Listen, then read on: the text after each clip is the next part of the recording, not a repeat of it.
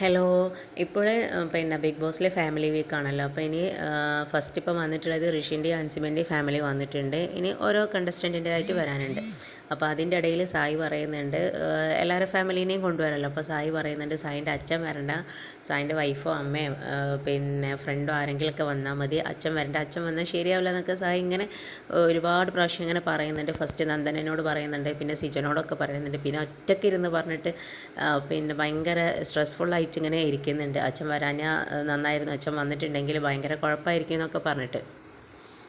പക്ഷേ അതിൻ്റെ റീസണൊന്നും സായി പറയുന്നില്ല കേട്ടോ. അപ്പോൾ സായിൻ്റെ 2-3 ദിവസം മുന്നേയുള്ള ഒരു സ്റ്റേറ്റ്മെൻറ്റ് ഭയങ്കര വൈറലാണ് സോഷ്യൽ മീഡിയയിൽ. കാരണം വെച്ചാൽ ലാലേട്ടൻ വന്ന ഒരു എപ്പിസോഡിൽ സായി പറയുന്നുണ്ട്, പിന്നെ മദേഴ്സ് ഡേക്ക് ലെറ്റർ എഴുതുന്ന ആ ഒരു എപ്പിസോഡിൽ പറയുന്നുണ്ട്, പിന്നെ എൻ്റെ ഈ ഒരു വീഡിയോ സ്നേഹയും അമ്മയൊക്കെ കാണാമെന്നുണ്ടെങ്കിൽ ഇനിയെങ്കിലും നല്ലൊരു പുതിയൊരു തുടക്കമാവണം എന്നൊക്കെ സായി ഇങ്ങനെ പറയുന്നുണ്ട്. അപ്പം തന്നെ നമുക്ക് അറിയാൻ പറ്റും സായിൻ്റെ അമ്മയും സായിൻ്റെ വൈഫും തമ്മിൽ നല്ലൊരു ടേംസ് ആൻഡ് കണ്ടീഷൻസിലല്ല പോണത് എന്നുള്ളത്.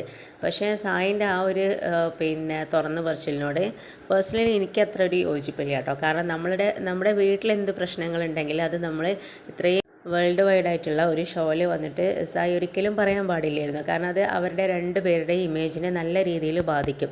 പൊതുവേ നമ്മൾ അപ്പോൾ സായി പറയുന്നുണ്ട്, ഇവരെ രണ്ടാളീ പ്രശ്നത്തിൻ്റെ ഇടയിൽ നിൽക്കുന്നത് ഞാനാണ്, എനിക്കാണ് കൂടുതൽ സ്ട്രെസ്സും കാര്യങ്ങളും എന്നൊക്കെ. അപ്പോൾ നമ്മൾ കേൾക്കുന്നവർ വിചാരിക്കും ഒന്നുകിൽ മെജോറിറ്റി ആൾക്കാരും പറയലുണ്ടാവില്ല സായിൻ്റെ അമ്മൻ്റെ ഭാഗത്തായിരിക്കും തെറ്റെന്നായിരിക്കും. കാരണം അത് എന്താ പറയുക, അങ്ങനെയാണ്. പിന്നെ ചിലർ പറയും സായിൻ്റെ ഭാര്യൻ്റെ ഭാഗത്താണെന്നത്. പക്ഷേ നമുക്കായിരിക്കും അറിയില്ല അതിൽ ആരുടെ ഭാഗത്താണ് എന്നുള്ളത്.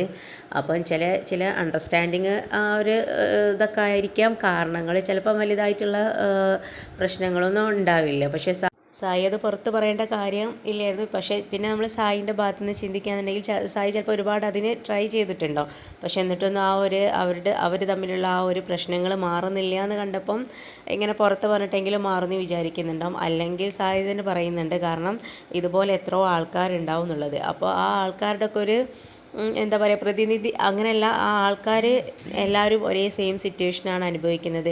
അപ്പോൾ അത് അനുഭവിക്കുമ്പോഴുള്ള സ്ട്രെസ്സും കാര്യങ്ങളൊക്കെ പിന്നെ എന്താ പറയുക പബ്ലിക്കിൻ്റെ മുന്നിലെങ്കിലും വെച്ചിട്ട് പറഞ്ഞാൽ ഇവർക്കൊരു മാറ്റം വന്നാലോ എന്നും വിചാരിച്ചിട്ട് പറഞ്ഞതാവാം. എന്തായാലും അത് നല്ലോണം സോഷ്യൽ മീഡിയയിൽ വൈറലായിക്കൊണ്ടിരിക്കുന്നുണ്ട്. കാരണം സായി എന്ന് പറഞ്ഞാൽ സീക്രട്ട് ഏജൻറ്റ് എന്ന് പറഞ്ഞ ഒരു യൂട്യൂബറും കൂടിയാണ്.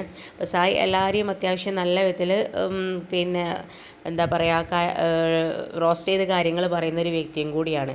അപ്പം ഇത്രയും പ്രശ്നങ്ങളുണ്ടായിട്ട് സായിക്ക് വീട്ടിലെ കാര്യങ്ങളൊന്നും പരിഹരിക്കാൻ കഴിയാതാണോ സായി പബ്ലിക്കിൻ്റെ കാര്യങ്ങൾ പരിഹരിക്കുന്നതെന്നായിരിക്കും ആൾക്കാരെ മൈൻഡിൽ വരുന്നത്. അപ്പം സായി എന്ത് തന്നെ ആയിട്ടുണ്ടെങ്കിലും വീട്ടിലെ പ്രശ്നം വീട്ടിൽ തന്നെ പിന്നെ പറഞ്ഞ് തീർക്കുന്നതായിരിക്കും ഏറ്റവും നല്ലത്.